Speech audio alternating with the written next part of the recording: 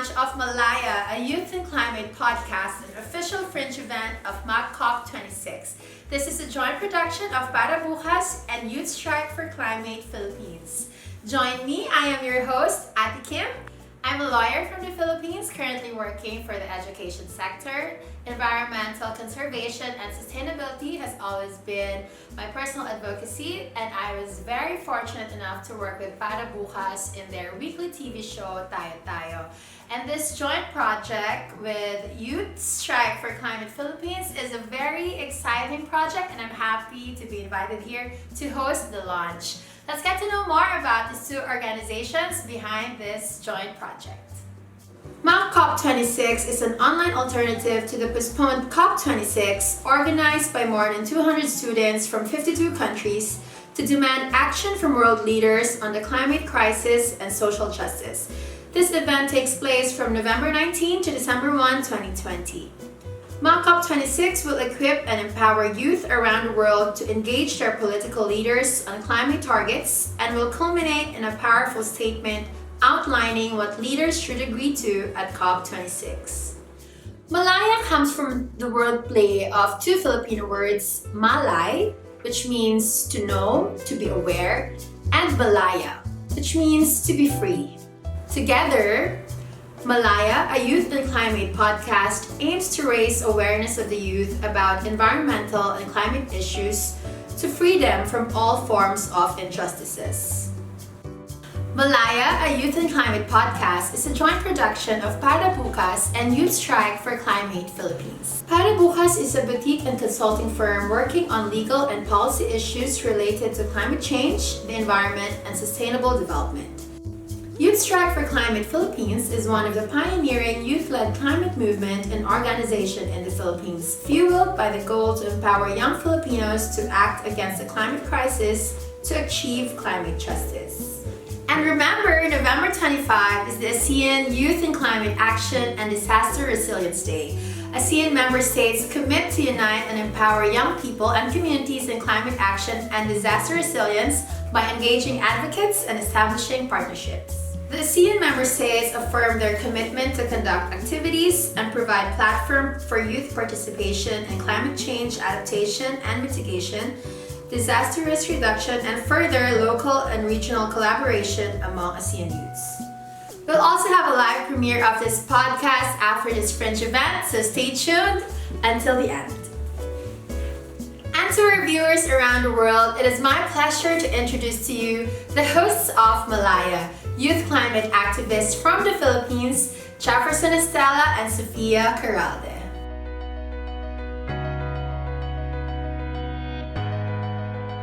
Hi! Hi, Jeff! Hi, Sophia! Hi, Kim! Hi, Jeff! So, I understand you're a graduating architecture student from Polytechnic University of the Philippines. Yes, that's correct. And you're a member of, what is the Society of Architecture? Green Architecture? Green Architecture Advocacy Philippines. So it's a group of architects who advocate for green design and climate change. Green design, wow! And Sophia, I understand you just started your law school journey in Ateneo de Manila University School of Law. How's that? You're enjoying it so far? Yes, so far, yes, it's good.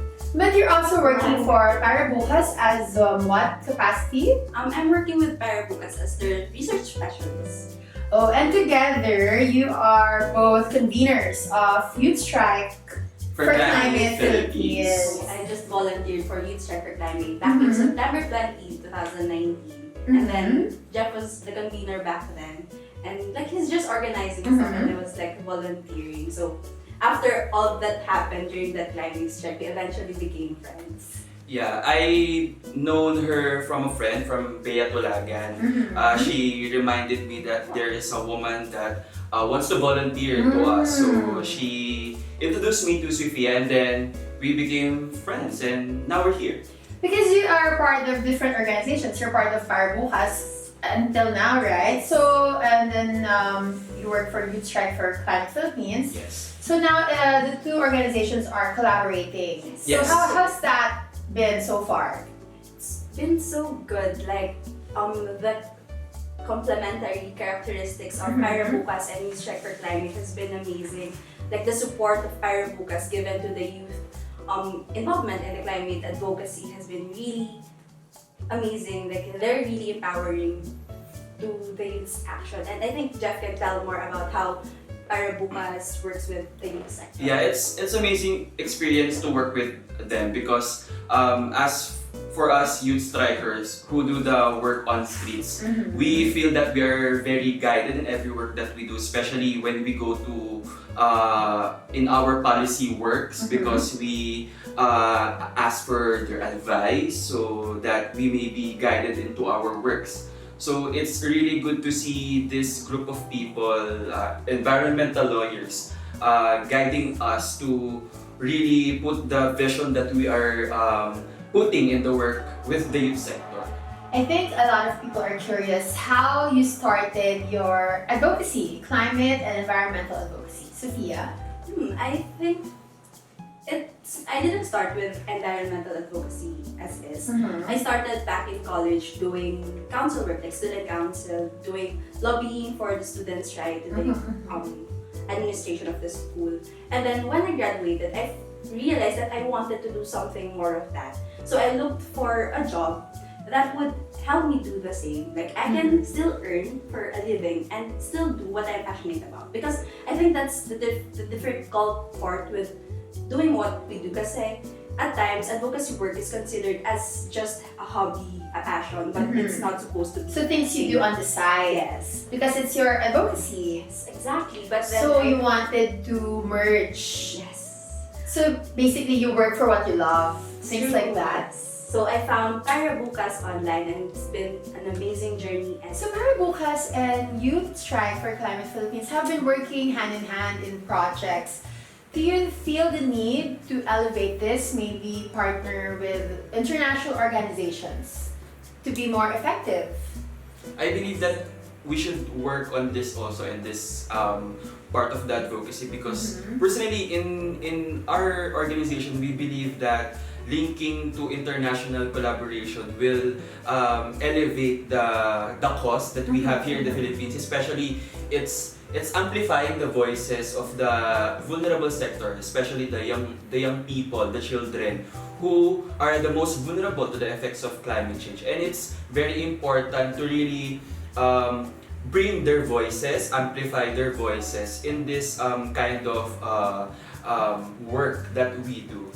But I think a lot of people, our viewers, I think they're curious as to how you started this advocacy, this climate and environmental advocacy. Jeff?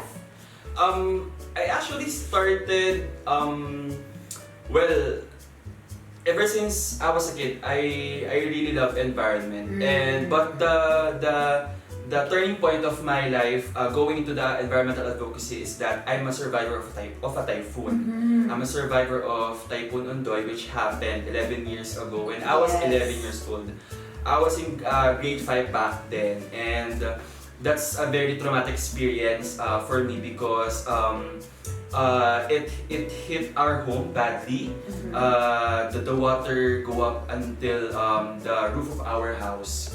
Oh, wow. Yes, and then many So of you my... had to be rescued by another rooftop already? Or... we are... This just happened recently. I mean, Ondoy happened 11 years ago, but 2 weeks ago, the Philippines was just hit by the strongest super typhoon in the world.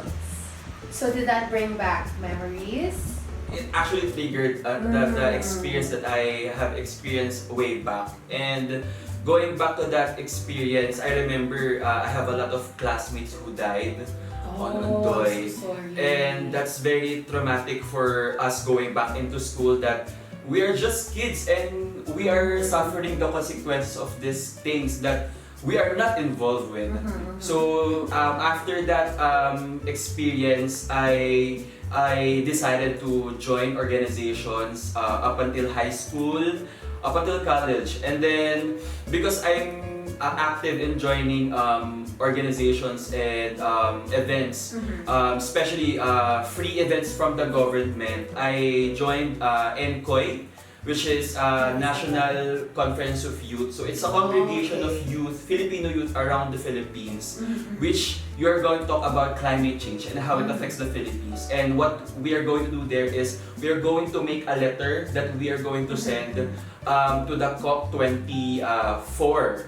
Okay, COP24. Yes, and then after that, we decided after 5 months to start the Youth Strike for Climate Philippines, because that's the time that Greta is also being very active. yes, in the climate issues. That's a very touching story. Thank you for sharing that. And how did you start your advocacy, Sophia? I think I started really being involved in the climate advocacy when I joined Parabukas, because they allowed me to know more about this issue, because back in college it was not that extensive.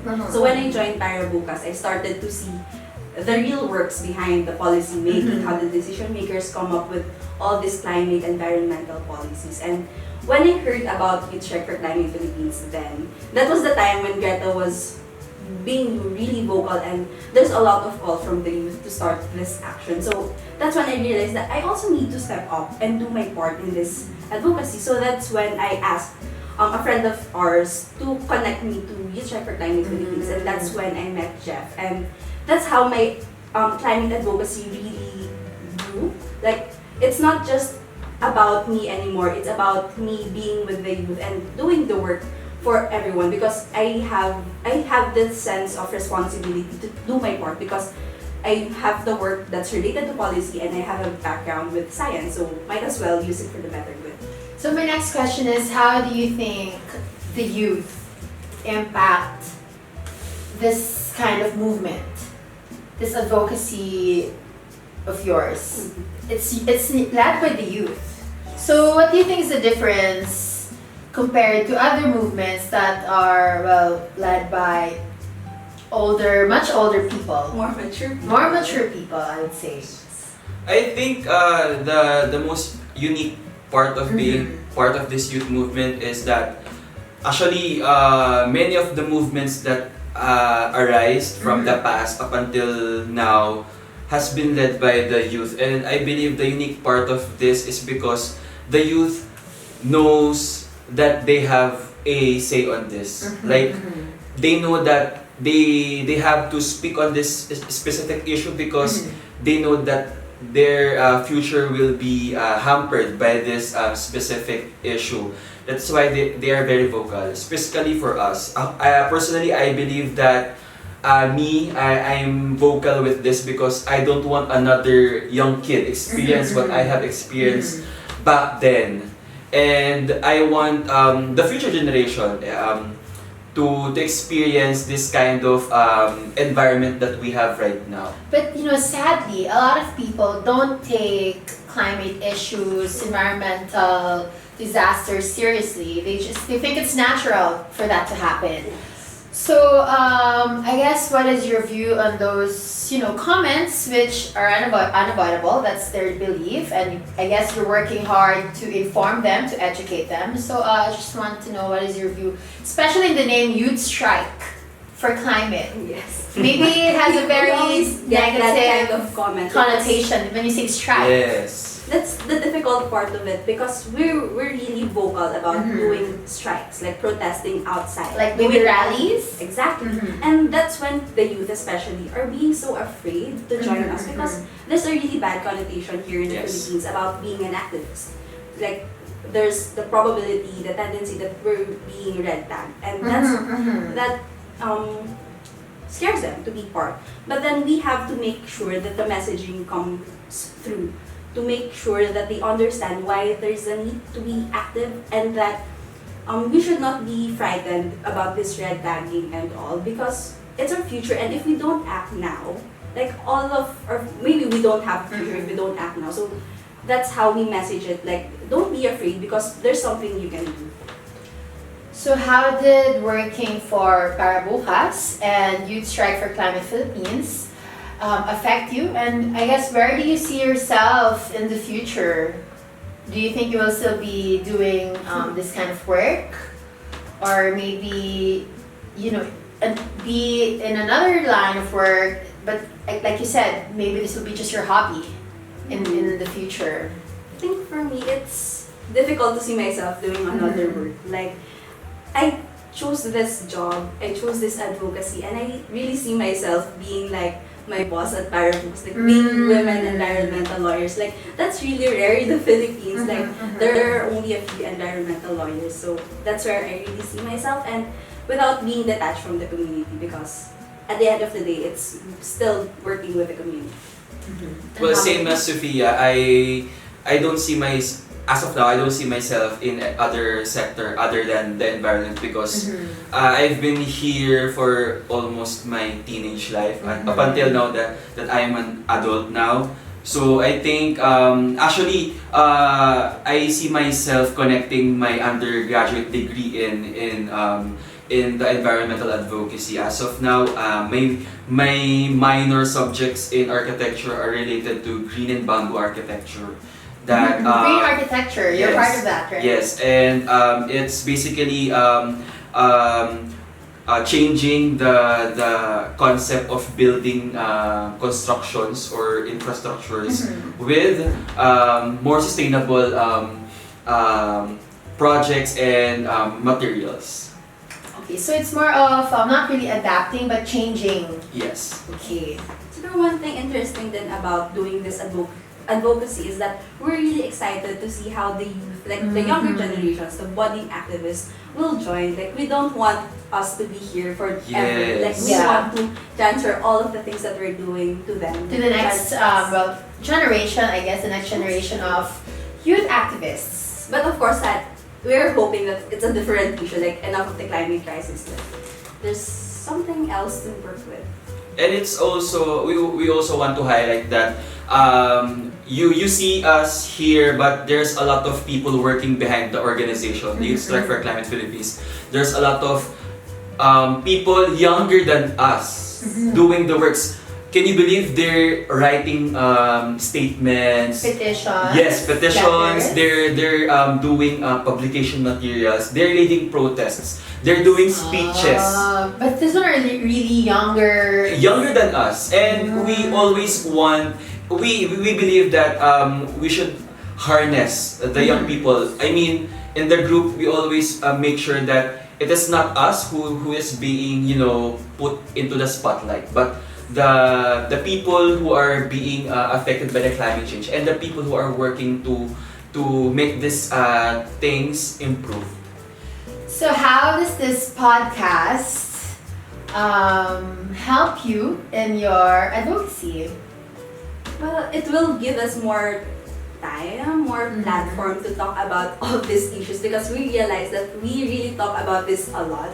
Like, in everyday conversations that we have, like, it's naturally, like, flowing naturally. Like, Sophia, what's your opinion about this? Have you heard about this news? And then we started coming up with ideas. What actions do we take? How do we address this? And this podcast, we believe, is that sounding board, like, to talk more about this and to forward this to other people to know more about the issue. Because I'm sure a lot of our viewers now will also listen to this podcast, and they will also, word of mouth share it. So I think it's time to know more about our podcast now that we've gotten to know more about our host. But first, let's watch this.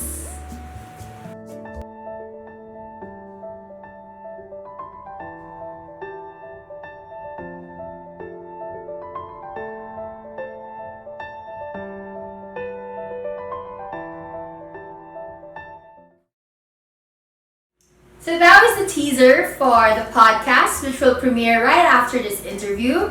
It is called Malaya, a youth and climate podcast.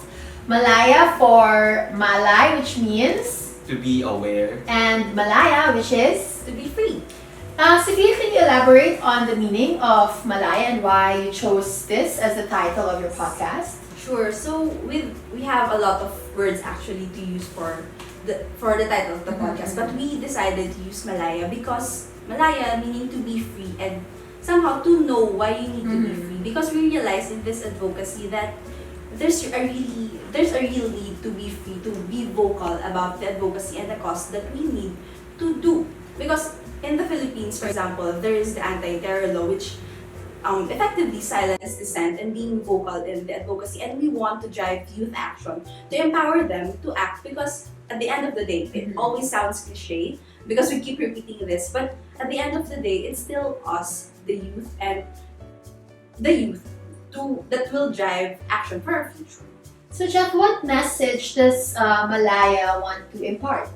The main goal of the podcast of Malaya Youth and Climate Podcast is to really, our goal is to drive youth participation and inspire hope, optimism for Filipino youth to partake in this advocacy, to really forward the goal to have a green, equitable, and sustainable future for everyone. Because we believe that, as we all know, the Philippines, we have around 40 million Filipino youth in our population, and it's a big number that we should mobilize to partake in this very important discussion, because we believe that they have say on this, and it's their future that it at stake in this kind of discussion. So, what can we expect from this podcast? Expect that there will be a lot of discussions about all this climate, environmental issues. So we'll definitely make sure that you won't get info overloaded with all of this, because there's science and there's all these experiences from the Filipino youth, from the other Asian youths, and other youths from across the world that we're going to try and reach out to build this story of the narrative of the youth in the climate advocacy. So expect a lot of expect to know more about advocacy, and then expect that this will drive you to act. And aside from working and telling the stories of the youth, this podcast also aims to forge collaborations with other organizations, established organizations, to make sure that at the same time the youth is guided with their action, because we believe that there's a need still to guide the youth in this advocacy from the more experienced people, and we need all hands and all minds to do this, because tackling climate crisis is a really big act. So we need all efforts to do this. So I guess we'll do a bit of an overview with the pressing issues that we have right now, and I'm sure you will also discuss this in the next episodes of the podcast. But pressing issue number 1 will be the pandemic. So I guess in brief, please explain how the pandemic, or COVID-19, the disease in itself, how has it affected the environment, and I guess what would be the best plan of action that you see, especially for the youth, in terms of the youth mobilization. I believe in the conversation about how COVID-19 and climate change, or specifically the environment, is linked to the pandemic, is really important to be discussed, because some people forget that we are here in this pandemic, or in this global health crisis, because we touch the things that humans should not, specifically disturbing the nature. Doctors said, or the science said, that we got this virus because of the animals that people eating, and because of that we acquired the virus. And that's a big issue that we need to think, or we need to have a conversation, because if we are going to do this again and again, we might, have another virus in the future. That is why we really need to integrate our policies in stopping, for example, the illegal wildlife trade and such things. And also, to add to that, some people think that the pandemic improved the environment, but it's not true at all, because some of the people says that the nature is healing. No, it's not. We just realized that because the humans, or the society, is mandated to stay at home, we just reduce our emissions, our human activities. For example, there's no there is less cars, yes, and we just stayed at home. That is why we need to really reframe our thinking on how climate change and the environment is linked to the pandemic. And I think for the advocacy itself, it really changed how we work because before we usually do physical action, like Yes. climate strikes on the ground, Mhm. talking with the local communities and vulnerable communities. And we meet physically. Yes, so that's the difficult part here, Because now we cannot meet. Yes, And, like, Yes. and even if we online. do, social distancing. Yes. It's a different kind of work now. Mhm. So that really changed how we frame the messaging of our advocacy and who do we want to reach now. Like it's more targeted because we realize that not everyone have social media access, Mhm. access to devices, internet, and even the mode of communication. Like some of the statements, infographics about climate issues, the COVID-19 Mhm. pandemic, it's in English. And we know for a fact that not everyone knows how to speak in English. So we try to, in our situation, translate it into Filipino so that more people will understand. So that's how it changed our advocacy work. I guess another very recent issue would be the typhoons that hit the Philippines very, very recently. Yes. I think Typhoon Raleigh made a very large impact in southern Luzon, and just very, very recently, Typhoon Ulysses, also a part of southern Luzon, but mostly north, and even here in the capital, where there are a lot of people, a lot of houses, very dense communities. So I guess how would you be able to tackle that? And what are your comments on that in relation to your advocacy? I think for me, one thing that strike me about Mhm. that is the fact that we still don't have effective disaster risk reduction and management. Like we know, like scientists already told us that this will be a super typhoon or that it will be catastrophic. But then we didn't act, we didn't plan, we didn't prepare. So hence all this impacts that we Because could there's have a to phrase mitigate. going on around climate justice. Yes. That's been going around because of the typhoons. So I guess what are your comments on those who demand climate justice? I want to also elaborate that since we're talking about the climate justice, we have recently, yes, hit by a lot of. Actually, the Philippines have been hit by 8 typhoons in just less than 2 months. Yes, yes. So that's And one is the super typhoon. yes, and considered the strongest typhoon in 2020, which is the typhoon In the world, in actually, the world, yes. which is Typhoon Goni or Rolly. And people actually, since you mentioned the climate justice, many people are now talking about this Mhm. disasters that happening in the Philippines, and some people are there's a lot of growing conversations that we should discuss this and prioritize this disaster risk reduction management. And we also want to raise the issue that we should stop, romanticizing resiliency. That's why we need climate justice. When we say climate justice, is asking for specific justice for those major carbon contributors, especially the global north and the major carbon polluters, who are the contributors to the emissions that strengthening the climate crisis that is affecting the Philippines, who is a least contributor to the carbon emissions, and who is the people who are being affected by these calamities. It's the vulnerable people. Yes.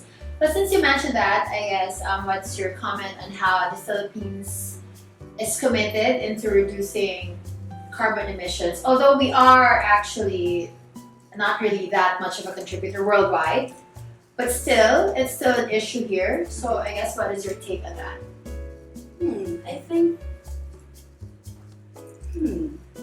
it's difficult to say because we still don't have any concrete action to lower our carbon emissions. For one, we still don't have the nationally determined contributions, which should be submitted this year. So that's a big factor that affects how the Philippines will plan out its policies, its actions to reduce our carbon emissions. And so far, what we have in the Philippines is that the predetermined national NDC, the INDC, which is where we committed that we'll reduce our carbon emissions to about 70% by 2030. So that's 10 years from now. And however, that was really ambitious. But then there's a caveat because that contribution, that lowering of the carbon emissions is dependent on the finance, the support that the global north, the developing countries will give the Philippines. So coming from us, there's still no concrete action on how we will reduce, like from all the sectors that have great contributions to carbon emissions, there's still none. And we're still waiting for the government, the lead agencies for this kind, to show strong leadership to say that this is our commitment to the Paris Agreement to reducing the carbon emissions so that we won't reach that 2 degrees Celsius. I'm glad that you mentioned leadership in government. I guess let's go to the other side of the pond. The US. What is your take on their withdrawal in the Paris Agreement? And I guess now that their leadership is changing, then there will also be changes in their actions, I guess. So, what are your comments on that? Well, for the withdrawal of US, it's been declared by Donald Trump 3 years ago. And last November 4, I think it's the official withdrawal of the US. And it's sad because we all know that USA or US is the second most contributor to the greenhouse emission in the whole world, and they are going to escape that accountability that we are going to give to them. But since we're now talking about the election, we are very hopeful, and we believe that the new administration will adhere to the call of the people to really make things change. And we believe that US will now rejoin next year in the Paris Agreement. And we have seen and we have heard that President-elect Joe Biden has a ambitious goal for climate, for climate action in the US. And it's very good thing for country like the Philippines because we all know that USA and other major economy in the world, they play a big part in solving the climate crisis since they are the carbon major polluters. And we really have to we have to guard, and we have to really see to it that they will do actions. That's a lot of issues that you will be tackling in the podcast. And I'm sure as you go about informing the youth, maybe not just the youth, but everyone who tunes into the podcast, they will learn more. I guess it's a fringe event of MAC COP26. Specifically to the delegates, what can they expect to learn from the podcast? And I guess give them a reason as to why they should tune into the podcast. For one, it's a podcast made by the youth for the youth. So come on, join us and know the discussions ongoing with the Global South, with the Philippines, and with other Asian youth. So it would be good to have to make that conversation fuller and more diverse. So aside from that, it's also good. It will be a platform for us, the youth, to collaborate because we want to invite more guests in the podcast, like highlight the stories of the youth on how they tackle climate crisis in their own ways. And it's not just going to be us about our work because we're going to try and talk to the youth across the Philippines, to the Asia, and the rest of the world because we know for a fact that we have a lot of action. So, and highlighting those actions would also lead to more collaborations among the youth. But there's a lot of issues going on around the world, and How long is the podcast, if I may ask? It's around 25 minutes to 30 minutes. Half an So hour. in 30 minutes, that's a lot of things to pack. What do you think are issues that people tend to focus on and also those that people tend to leave out even though they're important? Actually, deciding on the topics that we are going to discuss, it's very hard because we all know that there's so many important topics that we need to And discuss. it doesn't mean that because you discussed this first in the first episode, it's more important than the other Yes. issues that you will discuss in later episodes. Yes, but in this podcast specifically, we try to make it very cohesive that Mhm. the first topic will be connected to the next Yes. up until to the last. Mhm. So we are going to talk about the indigenous people, we're going to talk about the mental Mhm. health, the eco-anxiety, we're going to talk about politics, also youth leadership, vulnerable sectors, and For one, climate justice, of Yeah. course.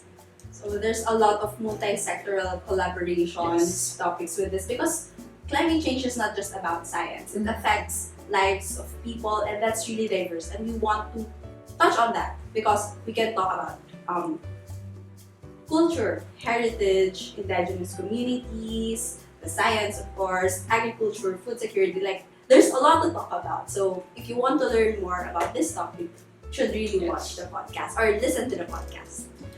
I guess that's it. I would like to congratulate you guys. Oh,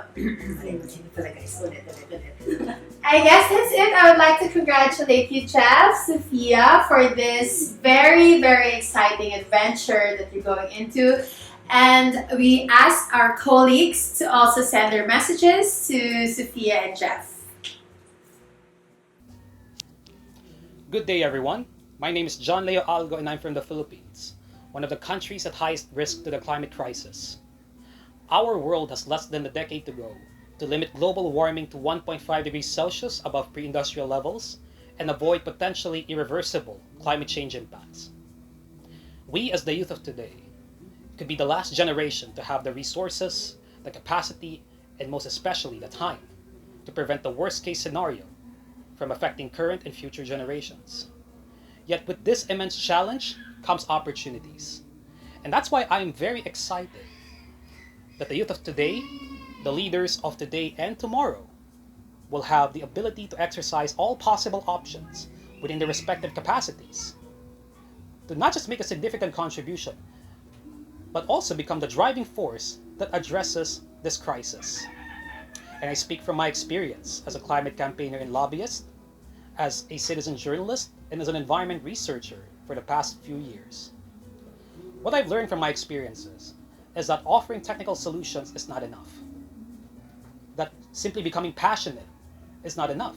We must also be compassionate in helping others, especially the most marginalized and the most vulnerable sectors, if we really want to address the gravest threat to our society today and in the decades to come.